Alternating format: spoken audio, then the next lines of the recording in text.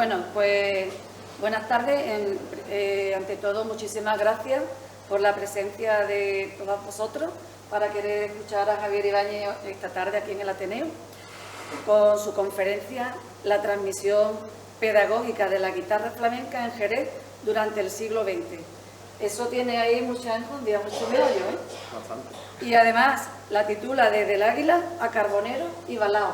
Está hablando de tres maestros fundamentales de la guitarra en Jerez y además maestros de la guitarra y de guitarristas que están pasando por los escenarios más importantes, tanto nacionales como internacionales, y que siguen enseñando también, a su vez, la misma forma de tocar la guitarra. Bien, pues Javier, como aquí presente, es un guitarrista jerezano, pues en él destaca una gran amplia formación académica y artística. Por un lado, en él se une la formación reglada con el título superior de música en la especialidad de guitarra flamenca por Córdoba, máster interuniversitario de investigación y análisis del flamenco por la Universidad de Cádiz, diplomatura en magisterio de educación musical en Cádiz. Ha ido gradualmente, ¿no? Y una experiencia docente en varios conservatorios profesionales de danza y música en Sevilla, Cádiz, Granada y Algeciras. Interviene y además es ponente en numerosos conservatorios, actividades de didáctica y masterclass. Imparte cursos de guitarra en Los Ángeles, en Sevilla, en Cádiz. Tiene una publicación, el número 38 de la revista de la Cátedra de Flamencología de Jerez, y con una dilatada carrera artística nacional e internacional, participando en numerosos festivales flamencos y teatros como el de Jerez, la Bienal de Sevilla, el Cante de las Minas, Córdoba, City Center de Nueva York, Boston, Miami, Los Ángeles, Costa Rica, Mons de Marsan, Teatro Real de Madrid, Suma Flamenca, Düsseldorf, Chile, Argentina, Lima, Bogotá, Colombia. Yo estoy diciendo los nombres porque no me quiero yo hablar tanto sobre la dilatada carrera de él, sino que él después nos la diga. He hecho como una síntesis.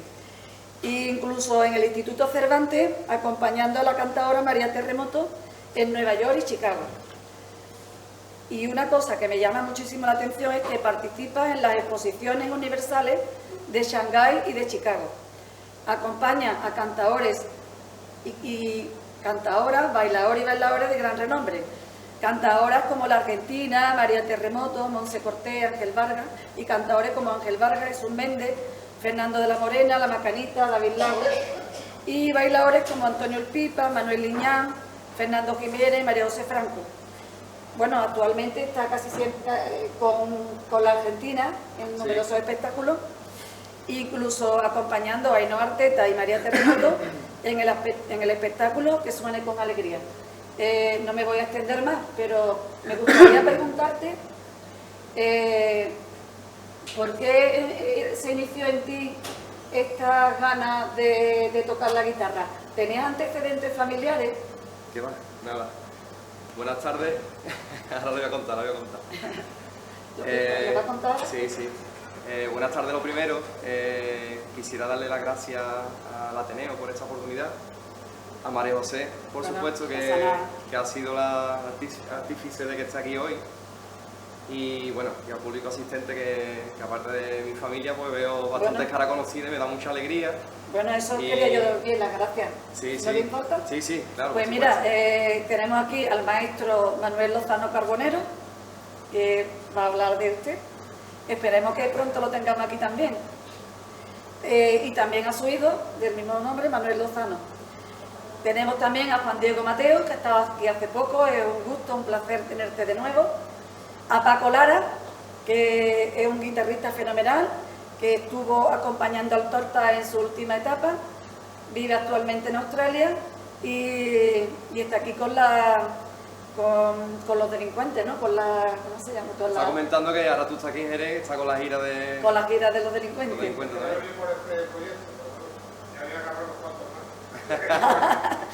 Por aquí también te queremos ver, que nos has dicho que eres muy importante. Y también nos ha hablado de Verónica Cuellar, que es una gran aficionada y guitarrista flamenca, y que lo sigue siempre por todas partes. Pues bueno, yo os voy a dejar con Javier, que os va a explicar todas las cosas de la pregunta que yo le he dicho también. Así que un gran aplauso para Javier.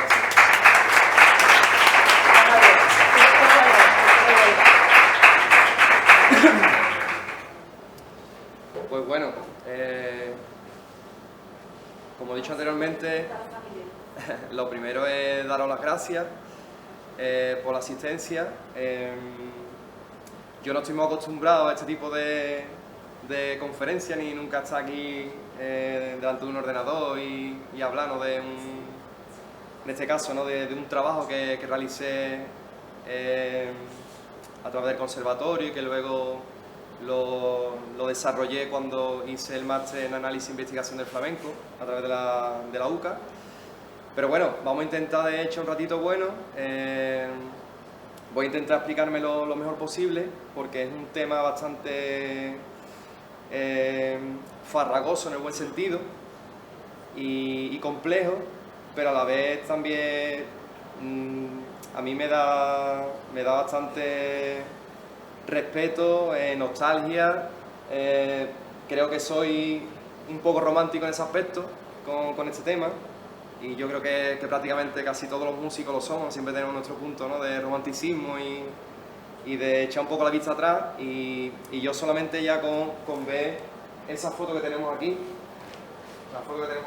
con Manuel Lozano el Carbonero, que está aquí presente, y José Luis Balao, y por supuesto el maestro Rafael del Águila, me trae muchos buenos recuerdos y vamos a ver cómo podemos desarrollar este tema. Como aparece en la primera diapositiva, la transmisión pedagógica de la guitarra flamenca en Jerez durante el siglo XX del Águila, Carbonero y Balao. ¿Por qué he elegido ese tema? Cuando yo estaba estudiando en el Conservatorio de Córdoba, el superior de guitarra, en el año 2011, fue cuando yo entré, pues creo que fue en el segundo curso, tercer curso,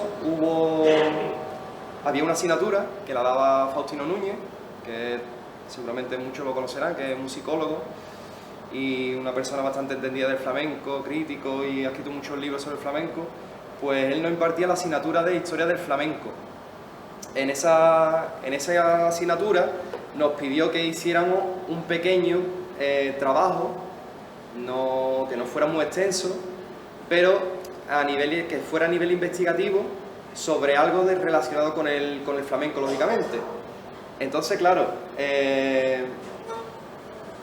yo no tenía en ese momento idea de lo que quería desarrollar.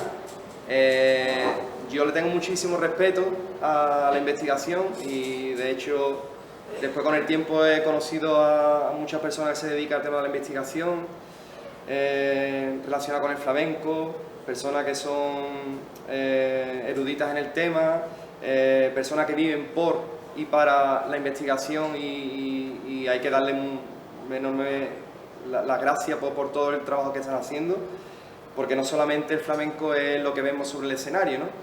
Es la parte importante, por supuesto, la parte artística, con un estudio detrás increíble por parte tanto de la guitarra, del baile, del cante, etcétera. Pero yo creo que también hay que darle su importancia también a las personas que se dedican a estudiar todo lo que de alguna manera rodea a ese mundo artístico, ¿no?, que es estudiar pues el tema de los cantes, lo que podemos de alguna manera ver reflejado en un artista, ¿no?, con lo que toca, porque eso, quiera o no, tiene también unas consecuencias en el pasado y tiene una cronología histórica. Entonces es importante todas esas personas que están ahí, que se dedican a la investigación, ¿no? Entonces yo elegí mi trabajo, o mi pequeño trabajo, pues sobre la escuela de Carbonero de José Luis Balao, Manuel Lozano Carbonero de José Luis Balao, que fue la que yo viví. Yo estuve durante 5 años en San Miguel, donde también estuvo aquí algún que otro compañero, como Paco Lara, Juan Diego Mateo y demás. Estuvimos en otra generación, en otra quinta, pero bueno, prácticamente. Entonces digo, bueno, ¿y por qué no hago un trabajo sobre la didáctica de Carbonero y Balao? Y voy aún más, ¿y por qué no la intento comparar con la didáctica o las enseñanzas que llevó a cabo Rafael del Águila, que fue maestro de Carbonero y de Balao. Y nada, me puse manos a la obra. En un principio dije, pero ¿cómo empiezo yo esto? Porque claro, yo tengo mi experiencia personal con la Escuela de Carbonero José Luis Balao, pero me faltaba saber información de lo que era la Escuela de Rafael del Águila. Entonces, claro, la única manera con la que podía empezar este trabajo era o buscar en algún libro, buscar, por ejemplo, no sé, algún artículo que hablase de Rafael, o ir directamente a lo que es la fuente directa, que son sus discípulos, que yo creo que era la mejor forma. Y eso fue lo que hice. ¿Qué es lo que quise yo hacer? Pues yo no quise en ese momento, estoy hablando del año 2013, ¿vale? Que fue cuando yo estaba en segundo o tercero del grado superior de guitarra flamenca en Córdoba, en el Conservatorio Superior de Rafael Orozco. Yo no quise acudir a los guitarristas profesionales, digamos, que ya de alguna manera habían contado su experiencia con Rafael del Águila. Hablo, por ejemplo, de Gerardo, hablo incluso también a lo mejor de Manuel Lozano Carbonero, de José Luis Balao. Había por ahí, se habían recogido, Alberto San Miguel, se habían recogido algunos testimonios de Rafael del Águila, pero siempre nos quedamos un poco en lo básico, ¿sabes? Cuando encontraba alguna información sobre Rafael del Águila, siempre se hablaba un poco de su persona, su personalidad, ¿no? En el lugar donde vivía, ¿no? Que era un poco pues una persona con una personalidad un poco extravagante, digamos, muy oscura en el buen sentido de la palabra, ¿no? Una persona que no era muy dada, ¿no?, a estar con la sociedad. Entonces, claro, pero no se hablaba casi nunca, excepto cuando a lo mejor, de alguna manera, se comentaba la manera en la que enseñaba, ¿no? La manera o la didáctica en la que enseñaba, en el sentido de que pues cogía alumno por alumno, después lo dejaba, digamos, que en una habitación o contigua donde estuviese para que repasara lo que le había puesto y luego volvió otra vez O sea, eso era un poco la información que teníamos siempre sobre Rafael del Águila, ¿no? Pero yo quería ir más allá, yo quería hacer una comparativa de lo que yo he vivido con Manuel Lozano Carbonero y con José Luis Balao, allí en San Miguel, y ver si la manera de enseñarnos, a nivel de repertorio, a nivel de técnica, a nivel de lo que es la cronología de los palos del flamenco nos enseñaban, de las obras, si tenía alguna similitud con lo que Rafael del Águila nos enseñó, ¿no? Entonces por ahí fue por donde yo tiré. Así que voy a pasar a la siguiente diapositiva, que como ya os he estado explicando es el motivo de este estudio investigativo.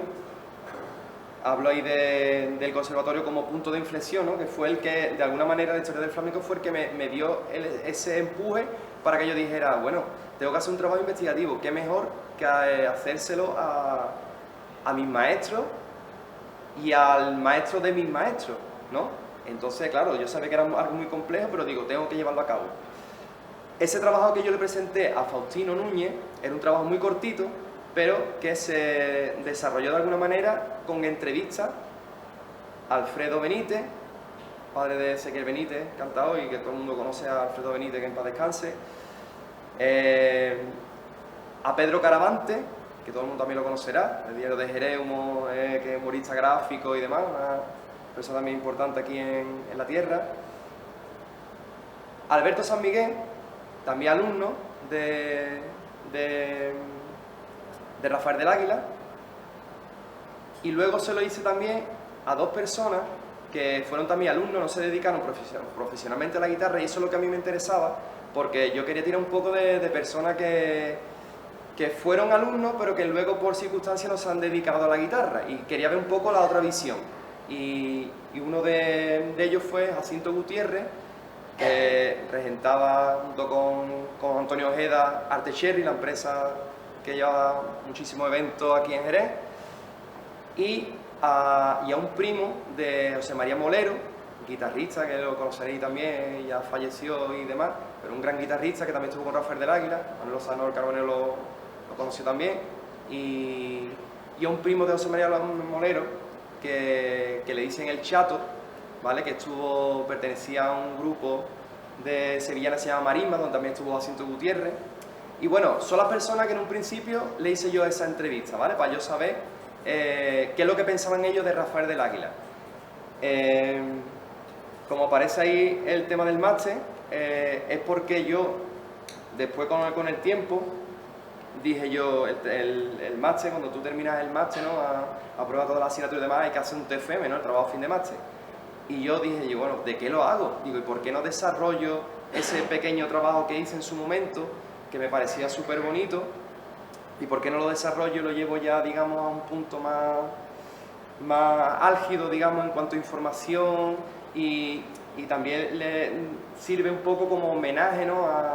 a estas dos escuelas, que para mí son importantísimas, sobre todo la de Carbonero y José Luis Balao, por la parte que me toca, pero es que si tiramos para atrás, ya no solamente con Rafael, sino que nos podemos remontar también a Javier Molina. Y bueno, el otro día, no sé si estará por aquí la persona, al colgar el cartel de ese día, del Ateneo, me comentó, dice, pero en el siglo XX también estaba la escuela de Javier Molina. Y digo, por supuesto, o sea, no me voy a olvidar de Javier Molina. Pero claro, yo he acotado un poco, porque si no es algo que nos podemos llevar aquí mucho tiempo, ¿no? Y yo quería, sobre todo eso, explicar mi experiencia personal, que es la que yo he vivido con Carbonero José Luis Balao, y con el maestro de ello, que fue Rafael del Águila. Vamos a pasar a la siguiente diapositiva. La elección temática, bueno, ya la he explicado de alguna manera, pero sí es importante de que ahí en el primer, o sea, en este mapa conceptual, vemos en el primer recuadro, pone experiencia personal y EMIC. El EMIC es un término que está acuñado por un antropólogo social neoyorquino que habla con Marvin Harris, que habla de lo que es lo émico, ¿no? De lo que es interno, ¿no? A la hora de explicar cualquier aspecto relacionado con la sociedad, con lo sociológico y demás, es importante de que si tú lo ves desde un punto de vista interno, desde ese punto émico, pues se supone que todo va a fluir mucho mejor. Todos los aspectos que tú vayas a presentar van a ser muy entendibles. ¿Por qué? Porque la persona que lo está contando lo ha vivido realmente. Sería todo lo contrario a la otra parte, sería ética, que es lo ético, ¿no? Que sería un poco desde el exterior, ¿no? Entonces, todo mi trabajo, como he comentado, está desde un punto de vista émic, ¿no? Desde mi experiencia personal. Claro, yo soy un alumno que lo que quiere llevar a cabo es esa comparativa pedagógica y didáctica, ¿no? Pedagógica para qué, ¿no? La didáctica siempre es cómo. Y de alguna manera, la otra flecha donde pone indirecta, que va hacia Rafael del Águila, y directa de Carbonero y Balao, es porque al final todos los alumnos que hemos pasado por Carbonero y José Luis Balao somos alumnos indirectos prácticamente de lo que es la escuela guitarrística de Rafael del Águila. Y si nos ponemos a tirar un poco más detrás, pues de Javier Molina y seguramente de Patiño, y en fin. Eso es lo que refleja un poco mi segunda diapositiva, ¿no? Hay aquí un enlace de Rafael del Águila que todo el mundo, a ver si va esto, vale, que todo el mundo lo habrá visto, que sale en Rito de Geografía del Cante. Es una entrevista que le hace José María Velázquez Gastelu a Rafael del Águila, justamente en el lugar donde él daba clase.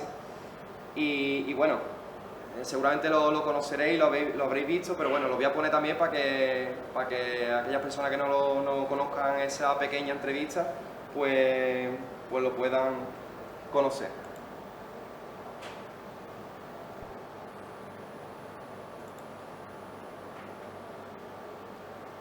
Si se escucha más o menos.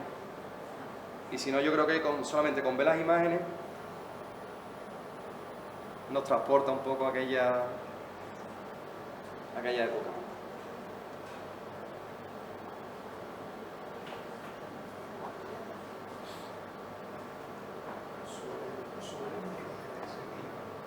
¿Sí? Sí, está a tope ya.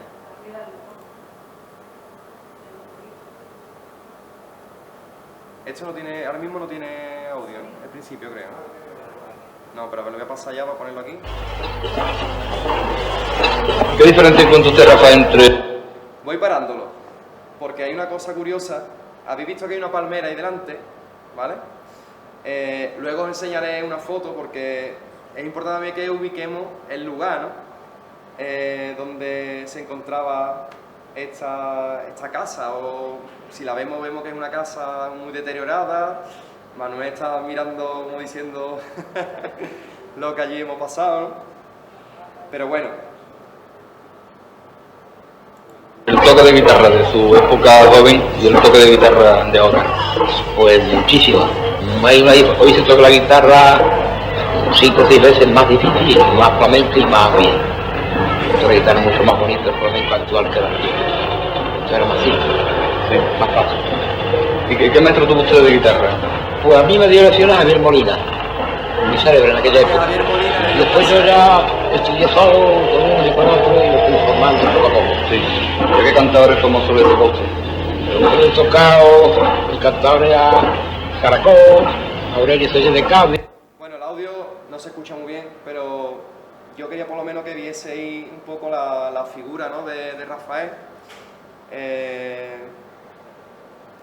Habéis visto el lugar donde él daba clase, que era en ese interior de esa casa, ¿no? Y bueno, el aspecto de él, ¿no? Con sus gafas, su cigarro en la mano, su abrigo. Parece cualquier cosa menos un guitarrista al uso, ¿no? de flamenco. Sobre todo en aquella época, ¿no? Hoy día, pues, vamos, yo no tengo ni aspecto tampoco de guitarrista flamenco ni nada, ¿no? Pero es verdad que una persona que la ves con ese atuendo, con esa gafa, ¿no? Después lo que iremos hablando sobre él, ¿no?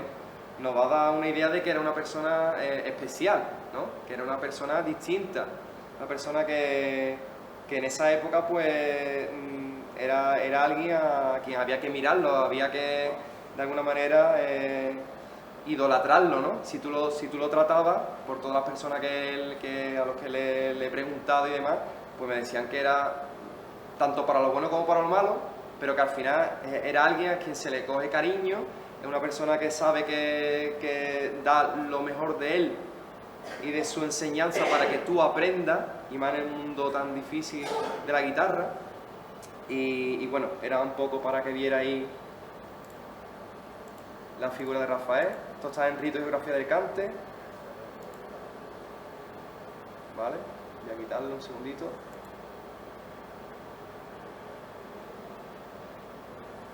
Esa fotografía que está ahí, ya también aprovecho, esa fotografía me la cedió el primo de José María Molero, que es la persona que está ahí junto a Rafael, guitarrista de aquí de Jerez, que estuvo mucho tiempo, se fue a Madrid, gran guitarrista, que tocó con grandes artistas, y me la cedió un primo suyo, al cual le hago la entrevista, Jesús Márquez, y el Chato, y es muy significativa porque también sale en el vídeo.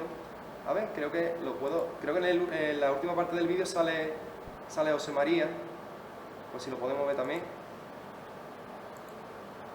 Creo que hacía una intervención, mira, ahí sale. Es el que ha creado la bulería. Eso aquí se le da un aire y una cosa distinta.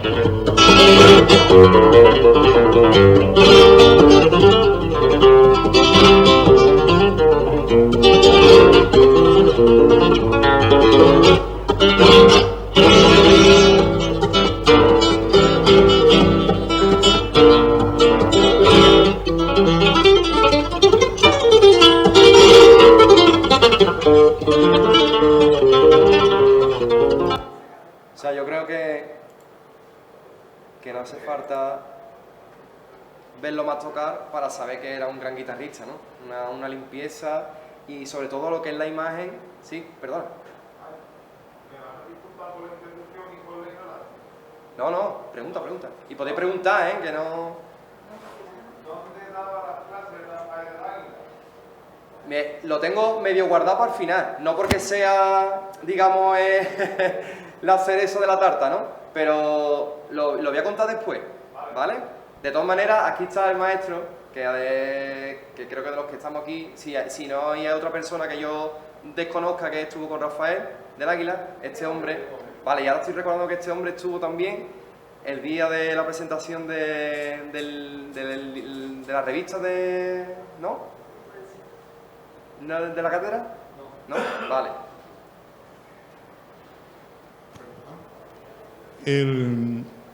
Rafael del Águila era una persona que no era depresivo, era una persona depresiva y para él todos los alumnos no era lo mismo, no le prestaba la confianza a todos iguales. A mí, por ejemplo, me tenía asignado el tiempo, los años que yo estuve allí, en los inviernos, comprarle las zapatillas de invierno. Yo era una persona que me tenía confianza. Y entonces, claro, yo ya estuve dando clases, pero ya yo tuve varios problemas y dejé de ir. Y yo me fui fuera al extranjero y cuando vine le compré una guitarra de Almería. ¿De Eladio Fernández? De Eladio. Exactamente. Que todavía lo conservo. Y le perdí la pista a él, murió y ya Claro. no. Y había otro, un Guillermo, ¿cómo se llamaba el Juan Guillermo? Que estaba en Londres. Guillermo de Perete. El Perete. Y entonces él con Perete estaba porque estaba en Londres. Eso no era muy bueno, pero Sí, él, sí. y estaba con él, que no veas, lo tenía siempre en la boca, a Perete. Sí, sí. Ujú. Eso que comenta... ¿Cómo se llama usted, perdón? ¿Su nombre cuál es? José. José. Lo que comenta José, lo iba a comentar yo también ahora más adelante porque igual que él está hablando de que Rafael del Águila tenía una persona de confianza, en este caso era él, yo conocí a dos personas también de confianza, que una era Alfredo Benítez, que me contó también muchas cosas, que ahora también la recordaré, y otra era esta persona que es el Chato, que me contaba también muchas historias. Entonces lo que está comentando él es más que cierto, de que Rafael del Águila siempre tenía, según entiendo yo también, según la época y según el año que hubiera un determinado alumno y demás, pues siempre partía de que tenía que tener a alguien a su lado que le hiciera los recados, que fuera a lo mejor a correo. Sí. E iba yo a recoger las cartas. Las cartas. Y entonces,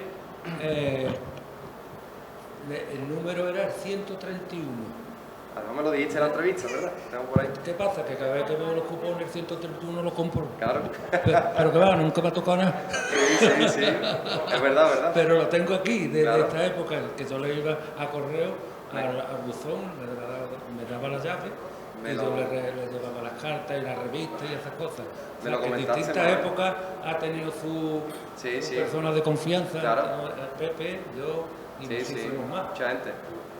Es verdad que me lo comentaste y lo tengo bueno, en el trabajo, digamos, más ampliado. Aquí he intentado hacer un pequeño resumen, pero ya que estamos comentando eso, ya creo que me voy a saltar un poco el protocolo y vamos... Nos queda informado que él se dedicaba a una revista, él repartía aquí en Jerez una revista de mujeres, de estos como, es que no me acuerdo cómo se llamaba.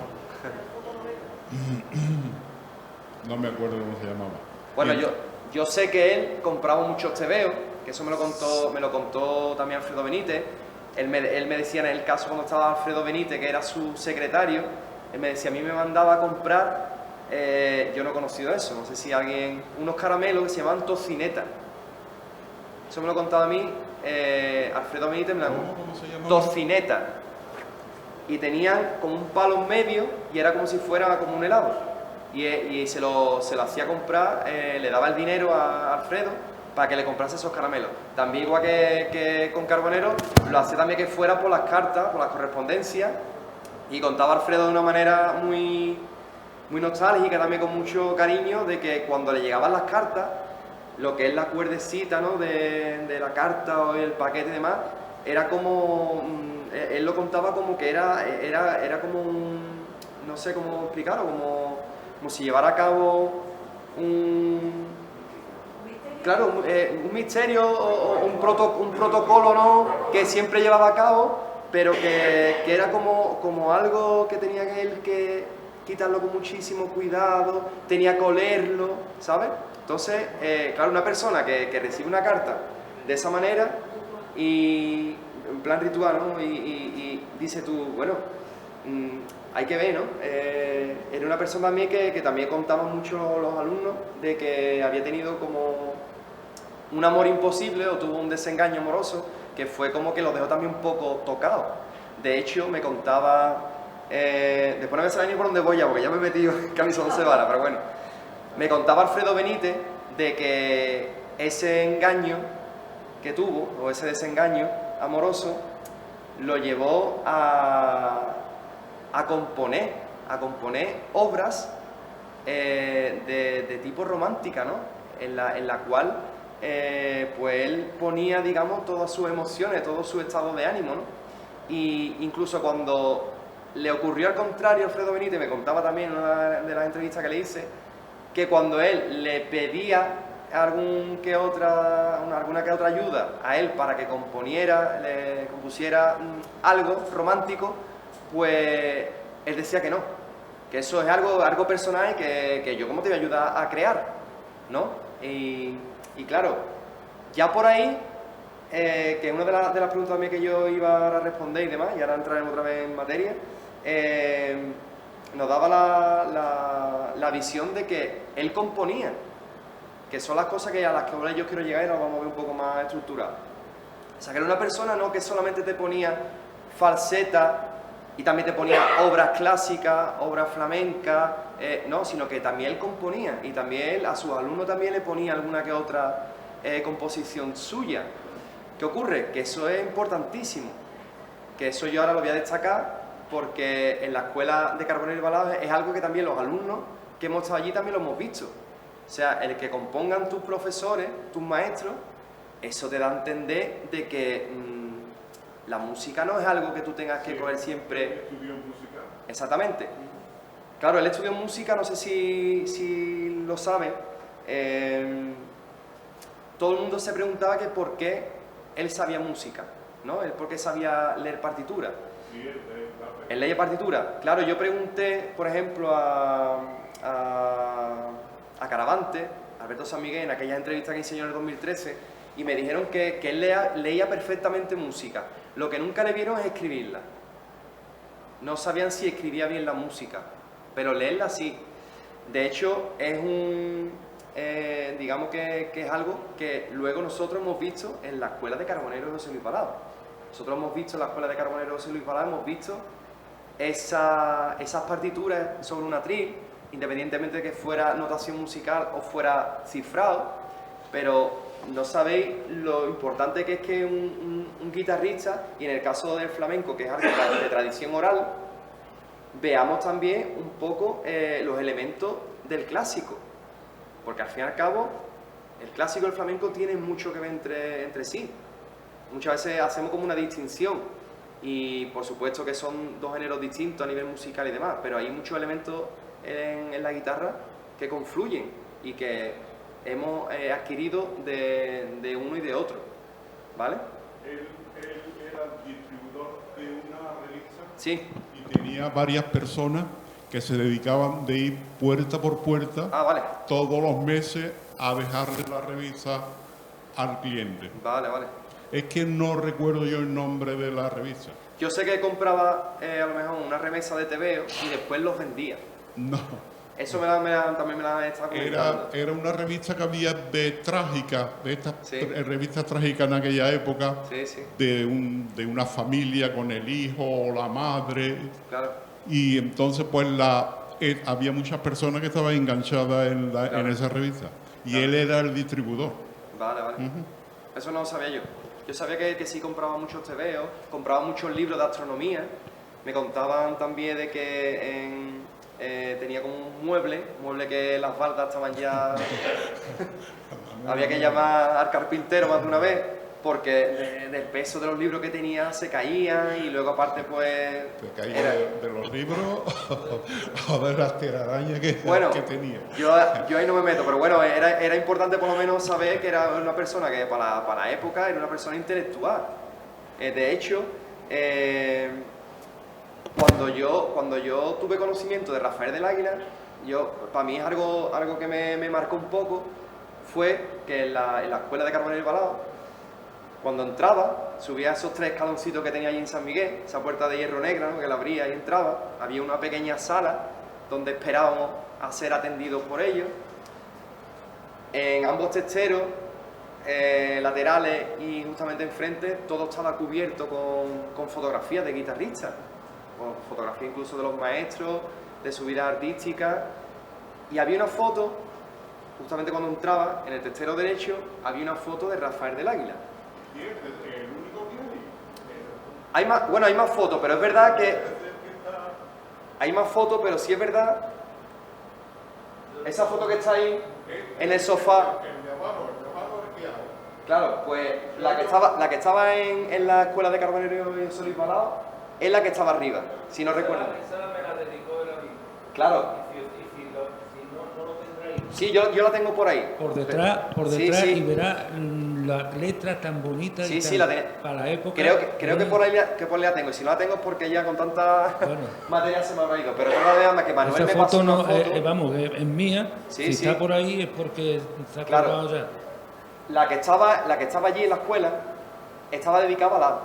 Pero después llega a la conclusión de que los demás alumnos que tuvo Rafael, todos prácticamente tenían esa foto. Claro. Y todos tenían la misma dedicatoria. O sea, es como el artista, ¿no?, cuando vas a verlo y ya tiene preparada su foto, ¿no? De alguna manera.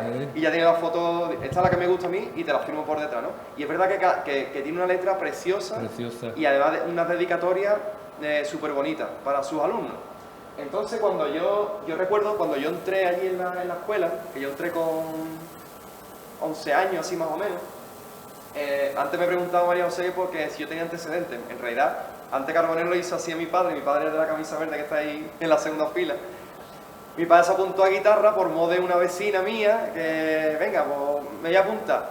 Y al final Carbonero, deja ya al niño que entra, anda. Que mi padre en verdad cogía las cosas, pero es verdad que también fue el Mundial de Italia 90, mi padre es un futbolero, y ya iba yo a acompañarlo y al final pues me quedé yo. O sea que antecedente no, sí es verdad que a mi padre le gustaba la guitarra y bueno, de vez en cuando toca los tientos, sino que diga mi madre, nada más que se acuerda de eso, que ahora lo de los tientos es una curiosidad porque le voy a explicar una cosa muy entrañable también de eso. Entonces no tenemos, digamos, antecedentes, ¿no?, en la familia. También decir que nosotros nos vinimos, yo me vine muy pequeño, yo nací en Sevilla, yo vivía en la calle Evangelista, en Triana, mi padre es de la calle Pureza, mi madre es nacida dentro del campo del Betis. Mi madre, porque mi abuela era la lavandera del Betis y vivía dentro del estadio. Lo que pasa nosotros con un añito y poco me vine ya para acá, por el trabajo de mi padre nos vinimos para acá. Y bueno, lo que quería comentar de la foto era que yo recuerdo que cuando yo entraba en la escuela, allí en la escuela de los maestros, esa foto siempre me llamaba mucho la atención, porque yo no sabía quién era. Yo sí leía Rafael del Águila, pero yo no sabía quién era Rafael del Águila. Y un día me acuerdo que Balao salió, y yo siempre he sido muy cortado, ahora estoy un poco más suelto, digamos, ¿no? Pero yo le voy a preguntar, maestro, quién es esa persona de la foto, porque los demás los conocía. Había fotos pues, de Paco Cepero, de Gerardo Núñez, de Paco de Lucía, de Manuel Sanlúcar, los grandes intérpretes de la guitarra flamenca y demás, ¿no? Y me dijo Balao, dice Javier, o el sevillano, me decía el sevillano, dice, este ha sido mi maestro. Digo, ¿tu maestro Balao? Digo, sí, hombre, ese fue mi maestro. Dice, pero es que el que está al lado, en la foto también fue maestro mío, también me dio clase. Y claro, yo miré la otra foto y era una persona con una, si no recordamos, una chaqueta blanca, en una pose así puesta, muy elegante, y dije yo, y maestro, ¿y quién es esa persona? Que yo es que no, claro, llevaba poco tiempo con la guitarra y yo no conocía nada. Y me dice, es Javier Molina. O sea, que Rafael del Águila es Javier Molina, además estaba Rafael del Águila y Javier Núñez estaba a su izquierda, ¿no? Eran las personas que estaban ahí en ese testero, que yo no sabía quién eran, que luego con el tiempo he dicho yo, digo, qué importancia tan grande tienen esas dos personas en Jerez, ¿no? Y por supuesto, la escuela en la que yo estaba. Entonces yo recuerdo eso con mucha nostalgia y más sobre todo ahora cuando me he metido en el tema de que dije yo, digo, hay que ver, tenéis dos personas tan relevantes en la guitarra de Jerez que hoy sé un poquito más de ellos y la grandeza, ¿no?, que han tenido esas dos personas en lo que es la enseñanza, ¿no?, de la guitarra jerezana y la de Carbonero y José Luis Palau, ¿no? Entonces, los objetivos que yo he querido aquí remarcar con mi trabajo, ¿no?, y con esta elección, ¿no?, de la temática, es que conocer el legado cultural de las escuelas jerezanas es importantísimo. Muchas veces, y lo digo ya con conocimiento de causa, porque me dedico también al mundo de artístico, ¿no?, a la guitarra flamenca y demás, no llegamos muchas veces a conocer lo que realmente es la guitarra flamenca. Nos quedamos muchas veces con lo superfluo. No ahondamos, no tenemos muchas veces, o sea, no quiero hablar ni en general ni tampoco ese tan tajante, ¿no? Pero hay veces que con las nuevas, los nuevos guitarristas que van saliendo, la nueva juventud, nos quedamos un poco en lo que estamos viendo, ¿no? Que yo creo que se habrá dado en todas las épocas. Pero es verdad que cada vez creo que cuesta más tirar hacia atrás. Y tenemos que saber de dónde venimos. Y todo tiene un porqué. Y yo creo que pecamos muchas veces de que, y más hoy con las redes sociales, con la sociedad de la información, lo tenemos todo a mano y a golpe de clic nos meten un poco con calzador ciertos artistas o ciertos guitarristas que, pues si esto es lo que está ahí, está en prime time, es lo que tenemos que seguir, ¿no? Tenemos que idolatrar. Y eso no es así. Entonces, yo creo que tenemos que hacer siempre una visión hacia atrás, general, para saber de dónde venimos, ¿no? Distinguir las pedagogías aplicadas, es lo que estamos hablando. Yo he conocido la escuela de Carbonero José Luis Palau, al igual que mis compañeros, pero yo en este caso, por las circunstancias que sean, haya hecho el máster, antes de todo eso, yo me preocupaba también por saber quiénes son sus maestros, quiénes eran, cómo vestían, cómo trataban a sus alumnos, buscar un poco una serie de características que de alguna forma te enseñan a definir un poco lo que tú eres hoy día. Reflexionar acerca del aporte creativo al alumnado y resultados del mismo. Estamos hablando un poco del aspecto creativo, ¿no? Toda la creación que tú puedas ver en tus maestros, eso se va a ver reflejado en ti. Es cierto que cada uno tiene unas condiciones a la hora de tocar, pero es verdad que por lo menos la semillita de que tú veas, de que un maestro tuyo como Carbonero o José Luis Palau te enseñe, pues mira lo que he creado, te guste más o te guste menos, eso es importantísimo, porque ya te hace ver de que la enseñanza no se queda solamente en que tú estés en la silla y de manera tradicional pon aquí el dedito, pon aquí no sé qué, está la técnica, no, sino que tú también estás viendo de que ellos van más allá, ¿vale? Y es lo que hemos estado viendo y lo que hemos explicado de una manera con Rafael del Águila. Entonces yo creo que eso es un fiel reflejo. Después hay cantidad de guitarristas, profesionales o no profesionales, que han podido estar con Rafael del Águila o han estado con Carbonero José Luis Palau y bueno, y les funciona otro tipo de fórmula. No tienen por qué crear, no tienen por qué desarrollar la creatividad, sino que tocan pues cosas tradicionales, que son muy lícitas también, que siempre también estamos muchas veces, no es que hay que componer, hay que, a ver, hasta cierto punto, ¿no? También depende en qué disciplina te muevas. Guitarristas que tocan mucho para baile, sí o sí, está de alguna manera tiene la necesidad de componer. ¿Por qué? Porque, y eso lo sabrán mis compañeros y los guitarristas, que tú llegas a una compañía de baile y a lo mejor el bailador te dice quiero que le ponga música a una percusión corporal, que eso al final lo que suena es, por ejemplo, claro, esas son notas, no tienen altura, tú tienes que ponerle a eso música. Entonces eso lo que te hace es que tienes que llevar a cabo un proceso de creación, ¿vale? Y luego, por supuesto, el último objetivo que he puesto ahí es valorar la guitarra flamenca y la música en general. Una cosa lleva a la otra. Si tú ves, por ejemplo, que la guitarra flamenca tiene una serie de técnicas que además te explican de que vienen del clásico o viene de otro tipo de género musical, tú al final, si una persona es curiosa y si tus maestros son curiosos, tú vas también al quid de la cuestión, ¿no? Tú te vas a intentar informar de dónde viene esa técnica, esa música, y al final lo que haces es que vas al origen. Y entonces no te quedas solamente con la música flamenca, sino que ahora dices tú, bueno, pues voy ahí ahora a ver tal guitarrista clásico, que es lo que toca, o un guitarrista jazzístico, o un guitarrista clásico, en fin.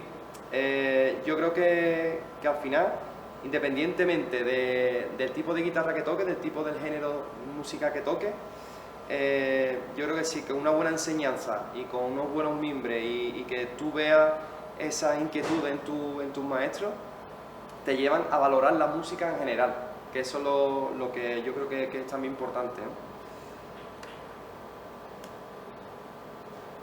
Bueno, el tema de la metodología lo explica también un poco por encima antes, desde mi experiencia personal, cuando hablo de la experiencia EMI, las entrevistas personalizadas, que esas son las que yo hice con mi trabajo en 2013, donde le hice la entrevista a Ciento Gutiérrez, a José Márquez Chato, a Alfredo Benítez, Pedro Caravante, Alberto San Miguel, y ya luego José Manuel Gamboa, Manuel Lozano Carbonero y Juan Diego Mateo, que están aquí presentes los dos, son el resto de entrevistas que yo hice para completar mi trabajo, mi TFM.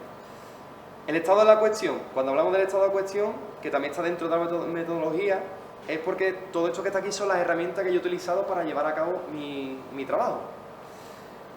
Vamos a pasar al estado de la cuestión.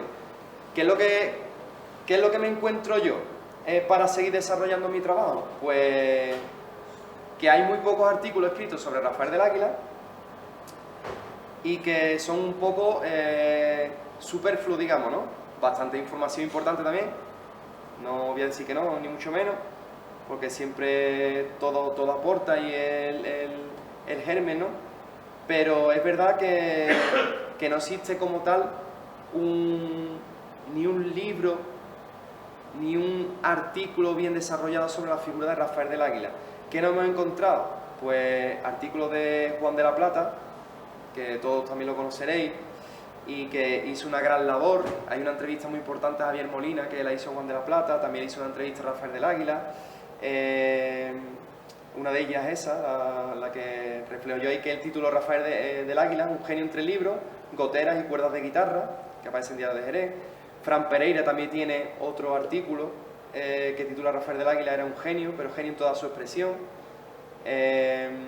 José María Castaño, que escribe dos artículos, que ahora le voy a contestar a José a lo que me comentaba de que sabía leer música y demás, que José María Castaño encontró una información bastante importante y que dejó escrita en estos dos artículos dentro de la revista gratuita Zoco Flamenco, en la cual no solamente hablaba en uno de ellos de todas las cosas que conocíamos ya de Rafael del Águila, ¿no?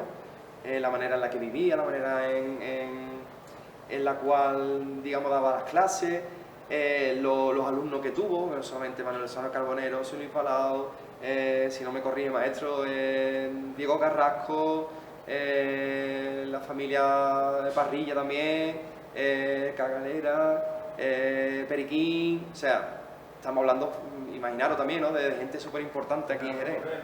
Fernando Moreno, exactamente, Rafael Alarcón, o sea, pues igual que todos los que han pasado por la escuela de Carbonero José Luis Palau, ¿no? Y hay una cosa muy importante que no quiero dejar pasar por alto, y a colación de lo que comentaba José, que sabía leer música, era el porqué, de dónde venía, digamos, esa facultad de no para leer partitura.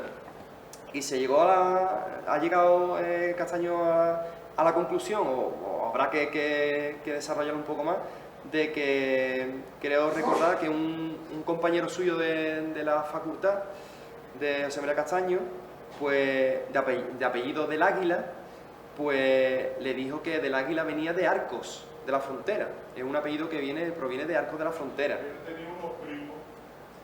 De allí, ¿no? Aquí, uno de ellos tenía un almacén. Sí. Y el otro era barbero. ¿Era barbero? Sí, claro, que él también era barbero. Que tenía su barbería en la Plaza del Arenal, ¿no? Donde están los arquitos. Que me lo comentó también Manuel. Vamos, que yo lo conozco. Sí, claro. Exactamente. Pues lo que quiero comentar es eso, de que su familia del Águila venía de Arco y que esa familia eran sochantres. Sochon, o no sé cómo se dirá en francés, porque yo francés poquito. Sochantres son las personas encargadas de que en los oficios de misa y demás es el director musical, es la persona que se encarga también del repertorio y por ahí podemos deducir de que Rafael del Águila tuviera esa capacidad y digamos, ese legado musical de su familia, porque una persona que es director, llamémosle espiritual o de oficio en las misas y en la iglesia o donde corresponda, ellos al cantar canto gregoriano, eso tiene una notación musical y eso hay que saber descifrarlo, hay que saber leerlo. Entonces puede ser que por ahí Rafael del Águila supiera música. Y creo que es algo importante, que si no habéis leído ese pequeño artículo, que yo creo que habría que desarrollarlo mucho más, pues creo que podemos dar con el quid de la cuestión. Porque claro, una persona de aquí de Jerez, con esa influencia del flamenco, que supiera leer partituras y que tuviera conocimiento de obras clásicas, porque recuerdo que Alfredo Benítez me dijo que él estaba siempre detrás de que le pusiera el moscardón, ¿no? Y que él no se lo ponía, lo que estaba comentando José, de que según qué alumno y según cómo lo viera, pues, pues le ponía una cosa o a otro le ponía otra. Eso también de alguna manera un poco la psicología, ¿no? En el sentido de que tú ves un alumno, una alumna. A ti te puso el colibrí, también lo tengo por ahí recogido, ¿cierto? No, este era el moscardón, Y total, que claro, me decía Alfredo, dice, es que se lo ponía a algunos alumnos y a mí no me lo ponía. Y a mí me daba coraje. De hecho, creo que al final, bueno, no me lo puso nunca me lo llegó a poner. Entonces él también veía un poco las cualidades de uno y de otro. Entonces explico esto por el tema de que no solamente daba lo que eran falsetas tradicionales, obras flamencas, sino que también lo que eran obras clásicas, ¿vale? Y entonces, claro, el tema de que leyera partitura puede ser que venga por ahí, de ese legado familiar que tiene de Arco, que eran los sochantres, y que en la familia había gente que tenía relación con la música. Él ponía mucho capricho. Capricho Árabe de Tárrega. Él tenía la partitura. Sí, sí. de Capricho. También nos lo ponían allí. Rumores de la Caleta. Rumores de la Caleta, también. Claro. El emigrante, que el día que le hice la entrevista personal a Manuel en su casa, allí en San Lucas, me tocó el emigrante entero. Me lo tocó entero. Además, súper bonito. O sea, que estamos hablando de una persona que no solamente se limitaba a poner falseta y poco más, ¿no? Pues de la época, digamos. Él era mucho de Niño Ricardo, era muy ricardista, y no se limitaba solamente a poner falsetas de otro guitarrista, ¿no? Sino que él ponía falsetas propias, que eso también es importante destacarlo. Cuando Sí, sacaron la Zapua, sí, y en este momento no lo tenía. Porque allí iban los profesionales, iban de madrugada, iban a verlo. claro, Y todo lo que salía nuevo, claro. Por allí, y aprovecho también ¿Quiere comentarlo para que lo que me estaba contando? Que decía que los profesionales Sí, todos iban a verlo allí de madrugada. Claro. Y todo lo que salía nuevo, pues claro, claro, se lo ponían a él. Y él de momento estaba al día. claro, Se actualizaba con la guitarra de momento. claro. Y también escuchaba mucho la radio. También la radio. O sea, que estamos hablando de una persona que leía muchísimo, que escuchaba la radio, un intelectual de la época, ¿no? Se levantaba a las 6 de la tarde. Claro. El tema de que se levantaba a las 6 de la tarde, me comentaba también Alfredo, de que él decía que por la mañana sus vecinos estaban despiertos y su casa estaba protegida, ¿sabes? Él tenía siempre, su vida era nocturna, ¿no? Incluso yo sé que muchos de ustedes habréis ido a las tantas de la noche a dar clase y él me comentaba Alfredo Benítez de que él siempre decía de que su casa por la mañana no tenía problema ninguno porque estaban los vecinos despiertos y demás, y él pues, se podía dormir tranquilamente, ¿sabes? Entiendo también que si estaba por la noche también estaría súper cansado, ¿no? Pero que él no tenía problema de descansar por la mañana, ¿por qué? Porque por la mañana No, si nadie él entraría. se acostaba por la mañana, ¿cómo se iba a levantar? Claro, pero dice que si los ladrones venían por la noche, que era cuando él se quedaba despierto. Y aparte de eso, que la casa de él estaba protegida porque Tenía había perros, había un corredor, estaba el Bobby, que era perro. un perro lanús, que no me acuerdo ahora Claro. la raza, y la entrada era un corredorcito Sí, muy estrecho, y entre la casa de él y el corredor había un puestecito de chuchería, ah, que era donde él compraba el tabaco, y él se levantaba a las 6 de la tarde sí. y lo primero que hacía era el cigarro y dar su vueltecita a andar. Es lo que hacía él. Y había una familia que era la que le llevaba la comida todos los días. Vale. Él no se cocinaba. Sí, vamos, ya voy aprovechando también lo que estaba usted comentando. El bar La Guapa. El bar La Guapa se llamaba. No. El bar La Guapa estaba justamente, mira... No, si era la comida. Sí. No. Era una familia. Ah, vale, independiente de Sí, que no era sí, un bar, ¿vale? independiente, sí, esa familia le llevaba la comida a él todos los días. También me lo han comentado, que había muchas personas... Ahora, como no sea que ya después cambiara, eso ya no, Claro, no lo sé a mí yo. me han comentado eso, que me está usted comentando, lo de que había familias que también lo ayudaban a llevarle comida y demás, por el tema de que... Había una familia que expresamente todos los días le Se lo llevaba. llevaba. No sé si le cobraba o no Claro, le claro. cobraba. Eso es lo que yo no sé. Claro. Pues aparte de esa familia que me comentó usted, había un bar que se llamaba Bar La Guapa, en la cual me comentaba el primo de José María Molero, que iba allí a comprarle comida y luego se lo llevaba a su casa. Y le daba el dinero y le decía, ahí lleva tanto, mírate bien los bolsillos, no se te caiga, que no hay más para darte, ¿sabes? O sea, que era una persona que... ¿Sabe cómo se llama la calle donde él vivía? Yo sé cómo se llama hoy actualmente la calle. ¿No lo sabe? Antiguamente no lo sé. Bueno, el Reventón de Quinto, ¿no? No. Bueno, aquello es Reventón de Quinto. Calle larga. Calle larga, Ujú. porque llegaría hasta ahí... Desde lo que es el Ronda Mulero hacia donde estaba la vía del tren. Claro, Eso era toda la calle larga. vale. Yo sé que me habían comentado que es Reventón de Quinto, que hoy día esa calle, porque por ahora voy a poner una foto que son curiosas, porque es la calle María Nicolasa. Hoy día la calle María Nicolasa, que está en Torre Soto. Sí, pero que- esa está más abajo. Sí, el yo fui el otro día, cuando yo hice este trabajo, fui con un vecino de allí y yo le dije a él, y con Luis Moneo, que yo estaba ensayando, porque da la casualidad que esa calle está en la escuela paralela donde está la escuela de María José Franco, hoy día, en Torre Soto, que es la calle Alfarfañe, creo que es. Alfarfañe, creo, o Albarfañe, perdón.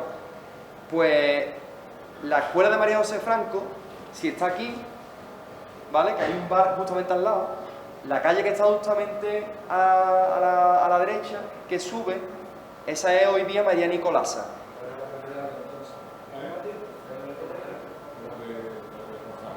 Claro, y me comentó tanto Luis Moneo, que estaba yo un día ensayando allí y demás, que por ahí pasaba la vía del tren, Sí, claro. y un vecino de allí me dijo, dice, pues justamente, ahora voy a enseñar la foto. Justo a la finca de él pasaba la vía del tren. Claro, eso es, Donde terminaba la finca, empezaba la vía. exactamente. Pues ahora voy a enseñar la foto ahora después, también para aquella persona que me preguntó si está por ahí o no, pero bueno.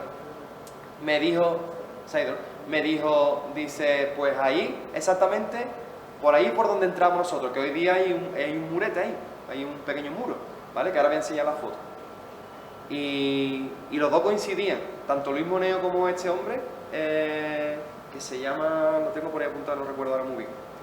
Juan Gadilla, creo que se llama. Este hombre es vecino de allí, lo conoció y demás, y me dijo, dice, pues mira, la escuela de Rafael del Águila está justamente aquí. Me llevó andando, pasé por la puerta de la escuela de María José Franco de baile, me metió por la calle esa María Nicolasa, que la que dice usted que sería la calle larga.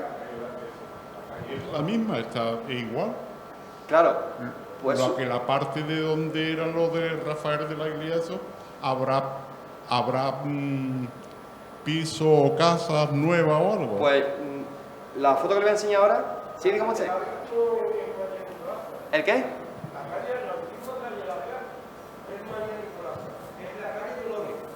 La calle Dolores, y es el número 40 y tanto, ¿Pero cuál? la casa donde vivía Rafael del Águila. Y aún existe la casa de donde vivía Sí. Rafael del Águila, existe. Y ahora es música, y además muy cutre, y ahora la utilizan como garaje. Pero por la calle que le digo yo a usted, se ve la casa de Rafael, Sí, que es pero María la- Nicolasa. Pero la puerta está en la calle Dolores. Mira, voy a pasar ya directamente a la foto, un segundito. La calle Dolores, que Mira, es la calle larga. La antigua calle larga es la actual calle Dolores. Calle larga de Torresoto, claro. Yo lo que pasa es que yo no... O sea, yo he dicho María Nicolasa, no es que estuviese ahí la... Sí, pero no es O sea, esa al lado. yo voy a ubicar el sitio. Yo lo que quería comentar es... Exactamente, eso es. Claro. Vale, pues eso es algo que yo no he encontrado en ningún La sitio. calle larga, que es la actual calle Dolores. Mira, la placa que está aquí... Esa placa está enfrente de su casa. Exactamente, ¿eh? Y esa placa está en la calle Dolores. No, esta calle es María Nicolasa. Yo le digo a usted que es la calle Dolores. Que Calle yo vivo Dolores allí. está en la paralela. Yo vivo allí Por- y Vamos, sí, tiene que ser que me haya equivocado, ¿eh? Pero yo lo tengo claro porque... Y esa por- placa no está en donde él vivía, sino en frente de donde él Exactamente, vivía. exactamente. Lo que quería comentar es que esta placa que está, yo creo que, vamos, creo no, estoy casi seguro que es María Nicolasa, que es la que da a mano derecha cuando baja a la escuela de María José Franco, ¿vale? Está esta placa. Y esta placa está justamente en esta casa que me comentó un vecino de allí, que eso antiguamente era el bar Paco, que dice que pasó por allí Camarón, Cepero, han pasado un montón de artistas y que allí iba Rafael del Águila también. Manolo Sanlúcar. Exactamente. Que ya es la hora, ¿no? Vale. ¿Hasta qué hora es? Vale, pues intentaré al final. Entonces, esa casa que está ahí, que esta sí está en María Nicolasa, eso era antes un bar. Y me comentó un vecino de allí, que ahí iba también Rafael del Águila, Camarón, Paco Cepero, Manolo Sanlúcar, y lo que está enfrente, que es justamente esto que está ahí, que habrá ustedes reconocido, por esa puerta que tiene ese murete. Sí.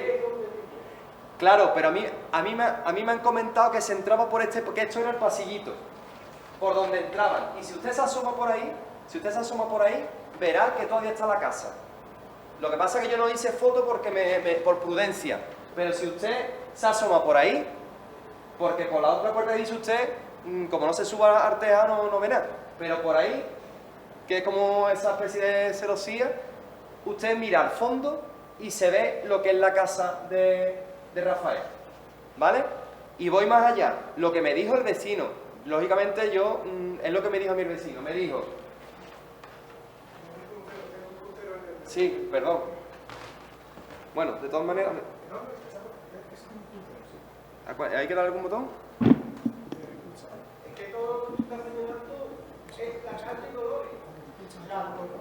Sí. ¿Dónde está? Roba aquí. Vale, no veo. Es que no se ve, ¿no? Bueno, no importa, no pasa nada. Es que no lo veo bien. Mira, ese bar que está ahí, ¿vale? Ese bar que está aquí, justamente lo que está aquí es la escuela. El botón rojo es el que el bar que está ahí. Vale. Está señalando el actual bar del argentino. Vale, sí. Pues lo que les quiero comentar, mira, el bar argentino. Esta palmera que yo comenté, que sale en el vídeo, me dijo un vecino de allí de Torre Soto que esa palmera estaba justamente aquí. Y me cuadra porque la casa de Rafael, si se asoma usted, que por aquí está la calle esa María Nicolasa, ¿vale? Que sale al muro ese que le comentaba, la puerta verde que me ha dicho usted. Si usted se asoma por ahí, la casa se vería por aquí, pero por detrás. Por eso me cuadra a mí. El tema de la calle Dolores, creo que es la que está paralela o la otra, ¿vale? La puerta de la calle, la puerta de Rafael del Águila estaba en la calle Dolores. Claro, es que seguramente cogería una y otra. Por eso yo no me quiero... no quiero decir Pero con la esa... casa era muy triste. Sí, exactamente, muy exactamente. pequeña. Vale. Y además Bueno, no era propiedad el suya, tema que era más o menos alquilada. no hemos ubicado, y me lo dijo Luis Moneo, estuve un día ensayando con él, y fue directamente el vecino, me dijo, Javi, este era el pasillito, por aquí, era el pasillito por el cual accedíamos su casa, que hubiese otro, por supuesto, pero que estemos ubicados, bien calle Dolores, María Nicolasa, pero que estamos en Torre Soto, lo que era Reventón de Quinto, ¿vale? Pasaba en la vía del Tren de San Lucas. Exactamente, eso es. Vale, me queda muy poco y creo que me voy a quedar medio, pero bueno.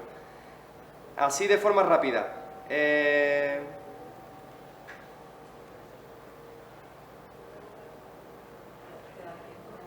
¿Qué? Sí, ¿no? Hombre, que no pregunte No, no. más no. hasta que no termine la conferencia. Bueno, el tema. Antes he hablado de qué información teníamos. Sí es importante destacar de que existe un libro que se llama El toque flamenco de Ángel Álvarez Caballero, que es una trilogía que ya en los años 80 él habló de lo que era el baile flamenco, el cante flamenco, y en el toque flamenco hay un capítulo dedicado, ¿no?, digamos, al toque de Jerez, a Javier Molina, Rafael, pero claro, nos quedamos otra vez lo mismo, ¿vale? Igual pasa con el libro de Javier Molina, Jerezano y Tocador, de Augusto Batlle. Ahí donde se incide más, lógicamente, por el título es en la figura de Javier Molina. Además es muy interesante, pero hace referencia a Rafael del Águila también de forma muy concreta, ¿no? Son libros que son interesantes de tenerlos en cuenta. Las entrevistas, hemos estado ya hablando un poquito de ciertos aspectos, pero sí me quiero quedar en concreto con lo que me dijo Alfredo y con la conclusión que yo llegué después de que le hicieron una serie de preguntas. De por qué los tientos, yo le pregunté a Alfredo y ahí voy a incidir ya para ir un poco más rápido, ¿por qué los tientos era el primer palo flamenco que siempre nos enseñaban en la escuela de Carbonero de José Luis Balao? ¿No, maestro? Era siempre el primer palo flamenco que nos enseñaban. Y yo, dándole vuelta al coco, dije yo, ¿pero por qué? ¿Tiene un motivo? Alfredo Benítez me dijo que con Rafael de la Guita también empezaban por tiento. Jacinto Gutiérrez, José Márquez, Pedro Caravante, Alberto San Miguel, todos me decían lo mismo. Todo lo que aparece ahí también ya lo hemos hablado, ¿no? Voy a pasar hacia adelante. Entonces, dice uno, porque por tiento tiene alguna explicación, claro. Yo hablando un día con José Manuel Gamboa, que todos lo conoceréis también, estuve en La Unión hace 2 años, en el festival allí de las Minas, y tuve la ocasión de hablar con él. Yo lo conozco al hombre y hablé con él, y le dije, te quiero hacer una entrevista, José Manuel. ¿Usted me podría decir a mí por qué el palo de los tientos siempre es con el que empiezan en la escuela tanto de Carbonero, Balao, y como en la que empezaban también con Rafael del Águila? Y me dice, Javi, pues yo la verdad nunca había pensado en eso, el por qué. Y digo, bueno, pues habrá que buscar una explicación, ¿no? Entonces, claro, llegamos a la conclusión de que Javier Molina también, uno de los primeros palos que enseñaba cuando daba clase también era tiento. También era tiento. Y claro, Javier Molina fue un guitarrista que, como sabéis, estuvo pues tanto en Huelva como en Sevilla, estuvo por Extremadura, en fin. El tema es que Gamboa llegó a esa conclusión porque yo le empujé un poquito, él me dijo que nunca había llegado a esa conclusión y me dijo, es que yo di clase con Luis Maravilla, que Luis Maravilla era un guitarrista de Sevilla pero afincado en Madrid, y a mí también me enseñó a tocar por tiento. Y claro, yo le dije, bueno, ¿y quién enseñó a Luis Maravilla? Y me dice, pues Luis Maravilla fue discípulo de Pepe de Badajoz. Y digo, bueno, José Manuel, y si fue discípulo de Pepe Badajoz y Javier Molina estuvo por Extremadura y estuvo por Badajoz, por los teatros de Badajoz, estuvo por muchos sitios y sabemos, porque eso sí está recogido por ahí, de que le dio clase tanto a Pepe de Badajoz como a su hermano Manolo de Badajoz. ¿No tiene lógica de que todo venga de ahí, de Javier Molina? Y dice, pues tiene toda la lógica. Claro, Javier Molina empieza por tiento, ahora explicaremos, llegaremos a la conclusión del por qué, ¿no? Javier Molina empieza por tiento sus clases, como palo, digamos, principal para sus alumnos. Rafael del Águila empieza por tiento, Carbonero y Luis Balao empiezan por tiento. Y tú dices, es que ahí, que es lo que refleja ahí, tiene mucho sentido. Claro, ¿cuál es la conclusión de que sea por tiento? ¿Es porque la tonalidad es más fácil, la rítmica es más fácil? No, estamos hablando de una época en la cual, finales del siglo XIX, principios del XX, que todos sabemos, por el tema de ese trasiego que hay entre las Américas, Cádiz, anteriormente la época barroca con Sevilla, por ahí entra, pues todos sabemos todo lo que entra por ahí. Y a nivel musical, el punto cubano, el tango, era como un palo de moda. Entonces se llegó a la conclusión de que, hemos llegado a la conclusión de que los tientos, tango, era como el palo de moda y era como el palo de que teníamos que poner sí o sí. Entonces, esa es la conclusión a la cual hemos llegado. No sé si estamos acertados o no, pero por lo menos hay una reflexión sobre algo, ¿no? Que nunca se había de alguna manera expuesto en algún artículo, en algún desarrollo que hayamos llegado a estudiar y nunca se ha planteado eso, ¿no? El por qué los tientos. Igual pasa también con el tema de la sevillana.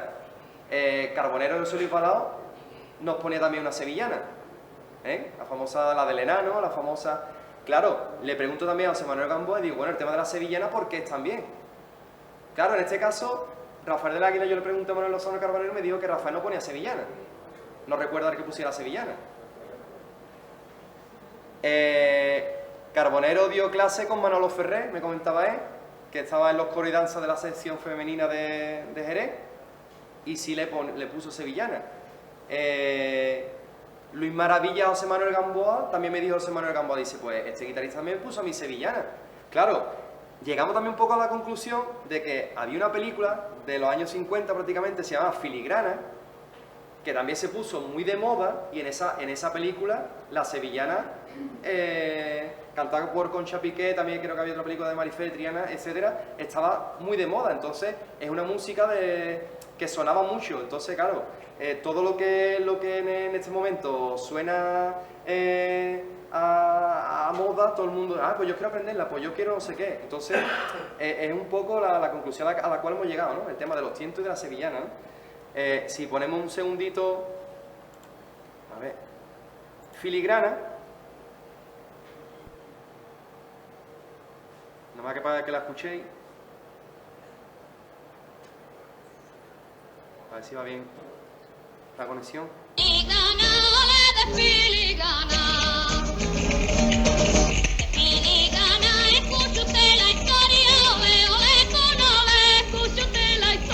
Vale, sí.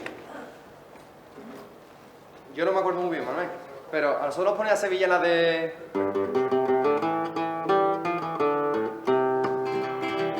La guitarra está finísima, pero bueno. ¿Vale? Si veis esto, tiene mucha similitud a este tipo de sevillana. Después ya él nos puso la del enano, ¿no? La famosa del enano. Entonces, claro, ¿qué ocurre? Que al fin y al cabo son melodías que son fáciles de entender, son fáciles de tocar en el sentido de que empiezas con el pulgar. Por ejemplo, la didáctica que tenía ellos es que nos enseñaba esa sevillana, que es con el pulgar al principio, y luego pasamos a índice medio. Entonces también hay una cronología en cuanto a técnica y demás, ¿no? Entonces yo sí me gustaría que eso se quedara un poco, por lo menos para que reflexionemos de por qué los tientes, por qué la sevillana, ¿no? De que hemos podido llegar a una pequeña conclusión, ¿no? Que nunca creo que se había abordado. Punto de encuentro artístico. Voy a intentar ya ir rápido, pero la Escuela de Carbonero y Balao, punto de encuentro artístico. En la de Rafael del Águila, lugar de encuentro. Solamente, según lo que yo he anotado y lo que me han comentado, nada más que vean guitarristas ahí a esa escuela. Prácticamente eran guitarristas. En la Escuela de Carbonero y Balao yo he visto a guitarristas, han ido cantadores, han ido bailadores, han ido artistas toreros como su primo, pintores como Jologa. O sea, era como un punto de encuentro donde la vida artística se ampliaba. Bien porque a lo mejor Rafael del Águila era una persona un poco más hermética, digamos. Entonces, como que en este caso, por ejemplo, la Escuela de Carbonero y Balao, siendo los dos también, tanto Carbonero como Balao, diferentes en forma de ser y demás, en otros tiempos también, muchos de los artistas con los que trabajaba Carbonero, trabajaba Balao, iban allí a la escuela. Entonces yo recuerdo de estar allí dando clases y de ver, pues, yo he visto allí a niños heros, he visto pasar Morao y pasarse por la escuela, cantadores Ripoll, no sé, ahora mismo se me olvidará mucha gente, ¿no? Entonces, por eso titulo que es un punto de encuentro artístico, distinto al lugar de encuentro en la escuela de Rafael, donde prácticamente se limitaba solamente a guitarristas, ¿no? Una escuela inclusiva, esto es muy importante. Yo creo que hay gente que a lo mejor tampoco han caído en eso, pero Rafael del Águila, según lo que me han contado y lo que yo he preguntado, allí no había nadie que tuviera algún tipo de discapacidad y demás. Creo que no ha ido nadie en las condiciones que ha podido, digamos, atender tanto Carbonero y Balao, porque en la escuela yo recuerdo niños con autismo, personas invidentes. Entonces por eso yo titulo que la Escuela de Carbonero y Balao también ha sido una escuela inclusiva, que también te pones a pensar y dices tú, bueno, ¿y cuál es la manera de dar clase? ¿Qué metodología utiliza? Y al final Manuel me lo resumió perfectamente hace 2 años cuando le hice la entrevista. Me dijo, Javi, con mucho cariño y mucho amor.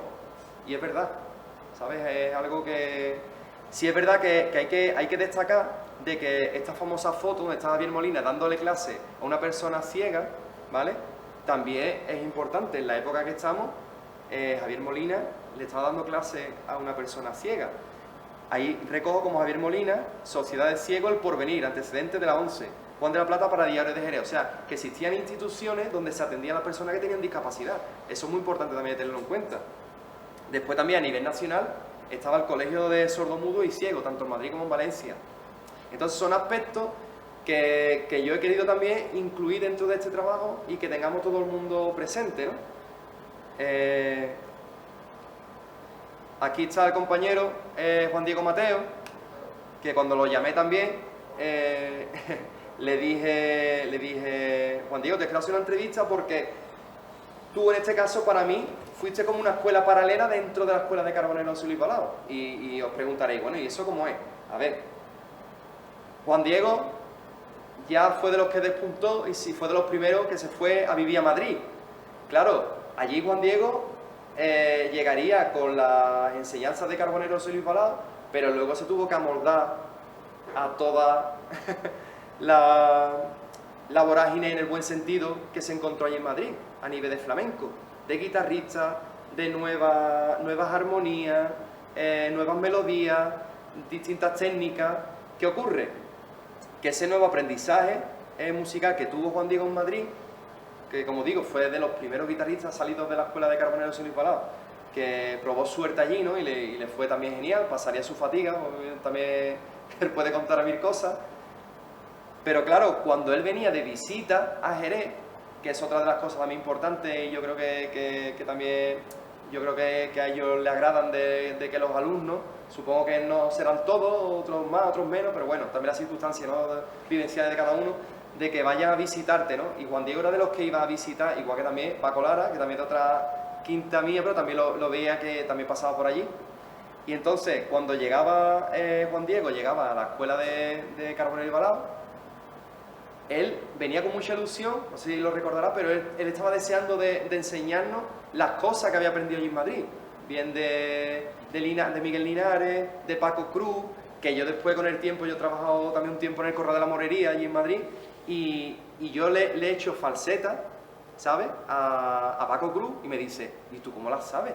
Digo, porque a mí me las ponía Juan Diego allí en la escuela de Carbonero y Balao. Dice, no me digas. Claro.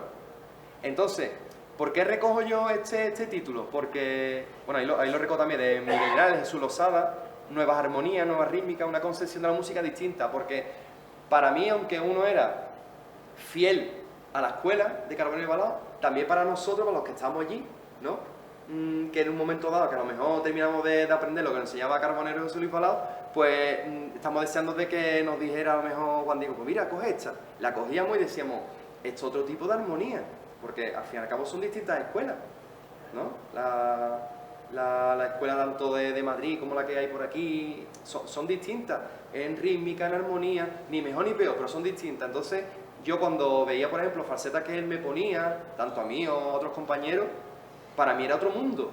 Entonces, por eso digo de que dentro de lo que era la escuela de Carbonero José Luis Balao, había una escuela paralela. Entonces, yo eso también le da mucha importancia.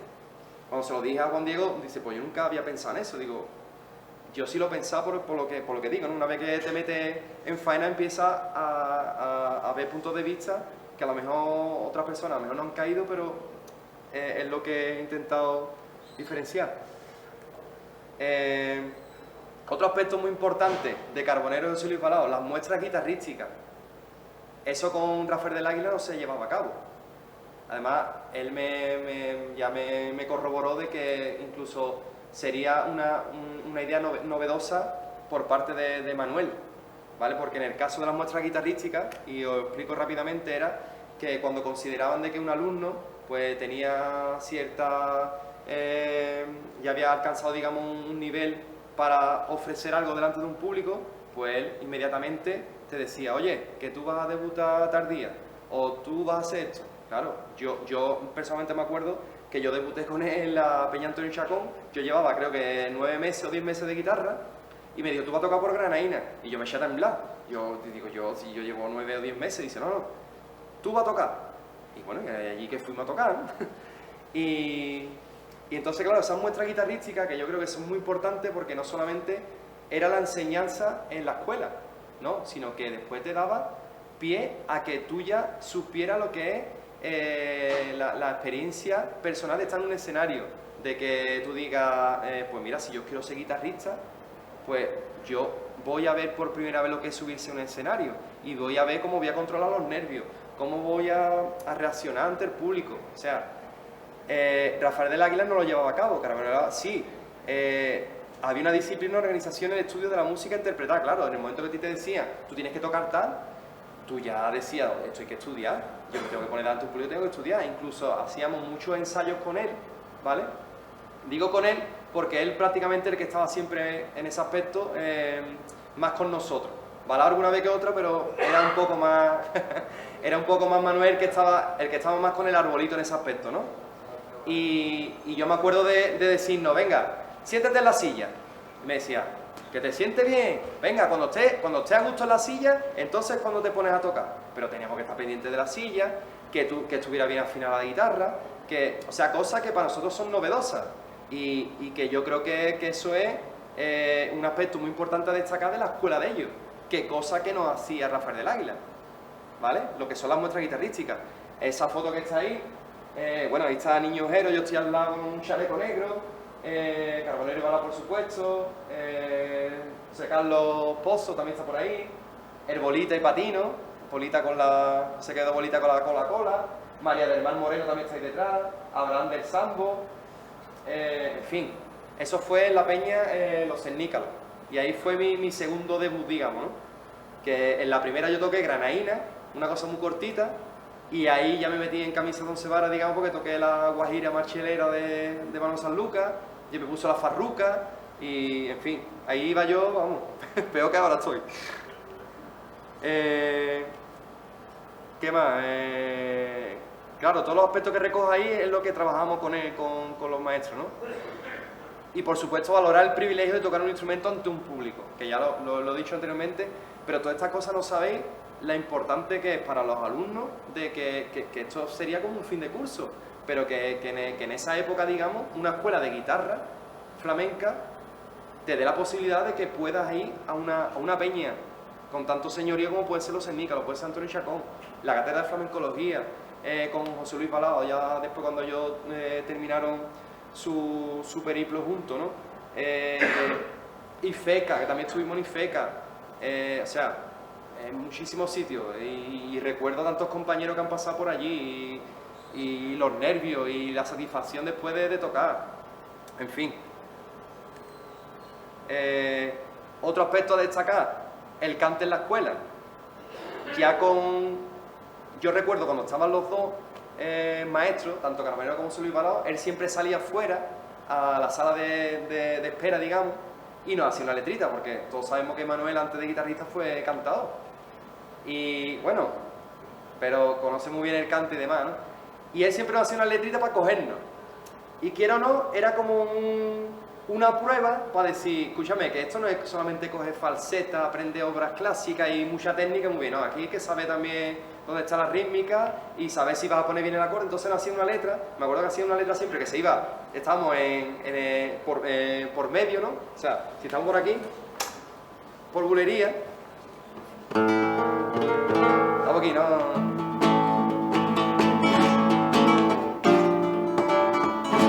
Pues ahora si una letra se iba al re mayor, entonces estamos todos acompañándolo. Cuando nos cantaba por Jerez, todo el mundo muy bien, ¿no?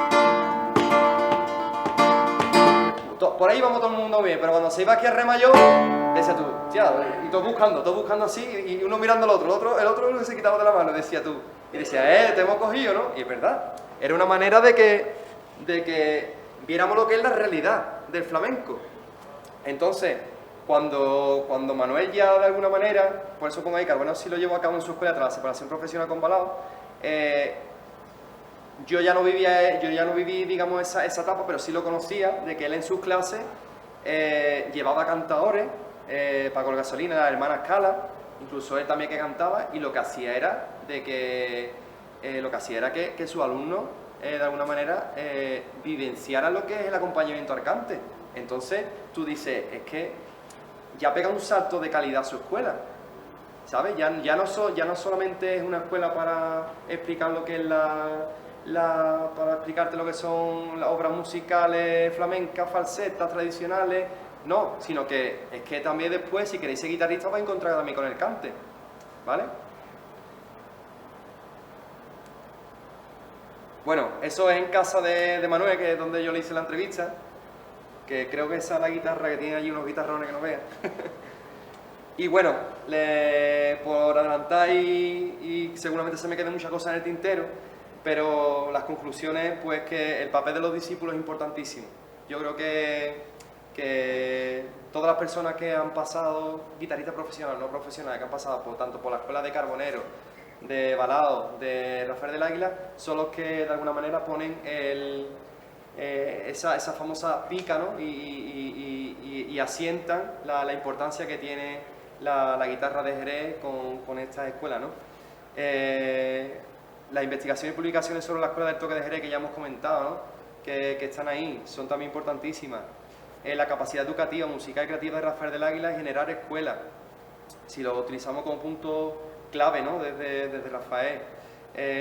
La propuesta de apertura de seguir la investigación a otras varias líneas investigativas. Esa última conclusión me gustaría de que de alguna manera se siguiera en el tiempo, ¿no? Mi trabajo es un granito de arena, creo que hemos podido aportar cosas que a lo mejor se podían desconocer o le hemos dado un poco de forma. Yo he intentado hacer un resumen porque es lo que os comento, yo no me dedico realmente a dar conferencias ni mucho menos y le tengo un respeto enorme. pero bueno, he intentado hacerlo de la mejor forma posible y nada, sí que me gustaría de que, hombre, que a través, por ejemplo, de este trabajo, pues se motivaran a otras personas, a otros investigadores, digamos, de mi linde, digamos, ¿no? que apoyen, ¿no? a esa guitarra tradicional, a esa guitarra, esa escuela legendaria, y que no se quede solamente ahí, ¿no? Y bueno, esta foto, ahí vemos a Bolita en medio, Patino, Santiago Moreno, hermano de María del Mar. Esto es en la Peña Los Cernícalos, una de mis, José Manuel Conché. Al lado de Carbonero, su otro hijo, Eduardo Lozano, también guitarrista. En fin. Bueno, esto también otra de las muestras ya que hizo también Manuel en la Peña de Don Antonio Chacón. Ahí también, pues no sé, conoceréis al lado mía José Ignacio Franco, el Lavi, Ezequiel Benítez. En fin. Estos son Esto es Canción de Chile. Es un ejemplo para que veáis lo que también veíamos allí, ¿no? En este caso es un cifrado, ¿no? Pero veíamos cifrados en cajones que tenía ahí también Manuel guardado y que también nos ponía todo ese tipo de obras, ¿no? De las cuales hemos aprendido también un montón a través de la música clásica, ¿no? Canción de Chile de Cardoso, Milonga Argentina. Aquí vemos también el artículo que antes hablé de Juan de la Plata, que tituló Rafael del Águila, un genio entre libro, gotera y cuerdas de guitarra. Esta foto es muy curiosa, me la mandó Manuel. Entiendo que será en la feria de Jerez o de Sevilla, no sé dónde será. Y los dos guitarristas que están en medio, justamente el que está a vuestra derecha es Rafael del Águila y Sebastián Núñez, si no me equivoco, ¿vale? Porque no solamente estaba... Y Lola Flores creo que también está por ahí, sí. Porque eso es otra cosa. Existía Rafael del Águila, Javier Molina, Rafael del Águila, pero también había otros dos maestros que no lo tenían muy considerado como tal. Todo el mundo se iba con Rafael, que era Sebastián Núñez, y Morales también, ¿vale? Un tal Morales. También hay que tenerlo en cuenta, también eran de los que daban clases en ese Jerez, ¿no? Exactamente. Ese era de la calle Porvenir. Claro, exactamente, calle Porvenir. Pero claro, todo el mundo decía, nos tenemos que ir con Rafael, ¿no? Porque... Tenía un nieto ¿Sí? que vivía en el Pelirón, Vale. que también tocaba la guitarra, pero tú sabes. Y había aquí una venta que le llamaban la venta de Maribá. Vale, y entonces él actuaba allí en esa venta. El nieto de Morales. Vale. Bueno, es un artículo que recoge la muerte del maestro. Otra de Manuel Lozano Carbonero, donde pone el Carbonero profesor de guitarra especial, porque ahí hace alusión a niños con discapacidad, que también él ha ido a dar clase, que también es algo muy importante. Yo creo que eso es importantísimo también, tenerlo en cuenta. Esto así rápido es una foto de Riqueni escribiendo unas notas que le escribió a Balao. Yo me encontré a Rafael Riqueni en el tren, creo que era el AVE. Él venía de Madrid, volvía también para Jerez, él iba para Sevilla, venía para Jerez, en fin, no sé si era Olardia, no recuerdo muy bien. Y me dijo él, me vio con la guitarra y me dijo, tú eres guitarrista y tú no sé qué, no sé cuánto. Perdón, fue porque yo me acerqué a él para saludarle. Le dije, maestro, yo no iba con la guitarra, le dije, maestro, ¿le puedo a usted saludar? Sí, hombre, tú qué, mira, yo soy tal, yo soy guitarrista, no sé. Ah, vale, no. ¿Y de dónde? De Jerez. Y me dijo, pero ¿y tú allí con quién? Digo, mira, estaba con Carbonero, soy Balao. Y me dijo inmediatamente, Enrique, me dice, ¿te importa que te escriba unas notas para Balao? Y dije yo, mira, se me puso hasta los vellos de punta, y me quedé así, digo, claro. Y entonces, donde lo está escribiendo, le busqué un boli rápidamente, y donde lo está escribiendo era un sobre que me dieron de las dietas, del día anterior que fui a trabajar, y digo, mira, es que lo único que tengo es el sobre de las dietas. Y bueno, creo que lo podéis leer bien. Maestro, soy Rafael, le escribo estas líneas. Vamos, si lo habéis leído, yo creo que es súper entrañable. Esa carta se la llevaba al lado. De hecho, creo que está aquí la foto. Él la leyó. La verdad que se emocionó bastante. Yo me hice ahí la foto con él. Y le dije, digo, José Luis, ¿usted quiere que yo se las marque y las ponga aquí en su escuela, que es la calle Gaspar Fernández? Y me dijo, sí, Javi, no sé qué. Las circunstancias del COVID y nunca se la pude, al final se fue y no se la pude ni enmarcar, ni llevar, ni nada de nada. Yo también me cogí fuera, pero bueno, no son excusas. Pero yo no me quedo con la pena de que es verdad que él la leyó y yo le vi la cara de emoción, ¿no? De que también un gran guitarrista como Riqueni, pues se acordara de él, porque cuando Riqueni ganó aquí Leos en Nícalo, también estaba por allí balado, él lo conocía y demás. Entonces creo que fue una anécdota bastante bonita. Ahí con Santiago Lara, hermano de Paco Lara, también gran guitarrista, Manolo Sanlúcar, y un servidor en la calle La Merced, donde está la placa de Javier Molina, que eso fue el día que se cumplió el 150 aniversario del nacimiento de Javier Molina. Se le hicieron una jornada y fue Castaño, que estaba en la mesa, Manuel Morao, Manolo Sanlúcar y José Luis Balao, hablando sobre Javier Molina. La conclusión que sacamos, pues que Javier Molina pues, era también un adelantado a su tiempo. Manolo Sanlúcar habló de que Javier Molina le dio clase al padre, a su padre, y que su padre iba en bicicleta desde Sanlúcar hasta la escuela de Javier Molina, que la tenía en la calle Prieta. Y claro, yo ese día, después de la jornada, nos fuimos a dar una huerta y demás, y nos prepararon le prepararon a los maestros una comida en Tío José de Baula, y al pasar por allí, porque yo fui con Santiago Lara, fuimos a recoger a Manolo a su casa, San Lucas, se quedó con nosotros, y le dije, digo, maestro, ¿usted sabe que ahí fue donde nació Javier Molina? Y dice, no me diga. Dice, pues yo no tengo ni una foto. Le digo, pues le vamos a hacer una foto. Entonces le hice una foto sola a Manolo, que se la pasó tu hermano Santiago, se la mandó, y luego me hice una foto con él debajo. Y fue también un día muy bonito. Vero también estaba allí ese día. Yo creo que yo fui la que hice la foto. Pues puede ser, exactamente. Exactamente, verdad. Es verdad que la hiciste tú. Esto fue un homenaje que se hizo a José Luis Balao, y desde aquí también voy a reivindicar que al maestro también se debería de hacer también un homenaje. Independientemente, no digo responsable ni uno ni otro, pero yo creo que la persona que todavía nos queda presente está todavía, vamos, está hecho un figurín en todos los aspectos. Y bueno, también fue un día muy bonito. También fue un día muy bonito, que estuve también con Paco, también tocó Juan Diego. Y bueno, en Arcasa de Jerez. ¿El qué? Ahí está el Marco de Silvia, Paco Lara, Paco León, un servidor, Alfredo Lago, Patino, Taller Bolita, Javi Peña, en fin. Y nada, ya esto es lo que hemos comentado antes. Y nada, muchas gracias, perdón si al final me he extendido demasiado y se me han quedado muchas cosas en el tintero, pero bueno, también la falta de experiencia.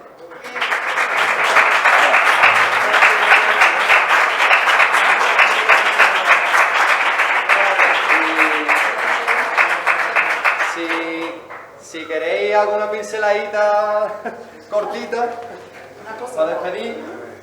Bueno, mientras que tú coges la guitarra, yo voy despidiéndome. Muchísimas gracias por esta conferencia que tanto te han cortado, la has podido seguir. Que va. Pero ha sido muy enriquecedora. Sí. Muy enriquecedora. Espero que os haya gustado mucho. Y cuando termine, pues me voy a dar regalo.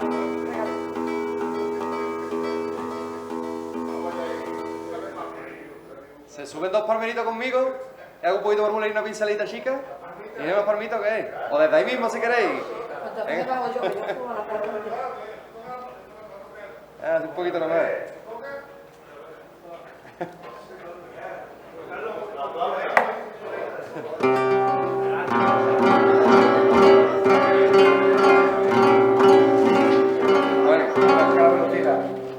Una pinceladita más, que esto vamos, no quiero que sirva de excusa, me con la guitarra desde el viernes, estoy hecho polvo, pero bueno. También. ¿Qué va? Mira cómo estoy. No,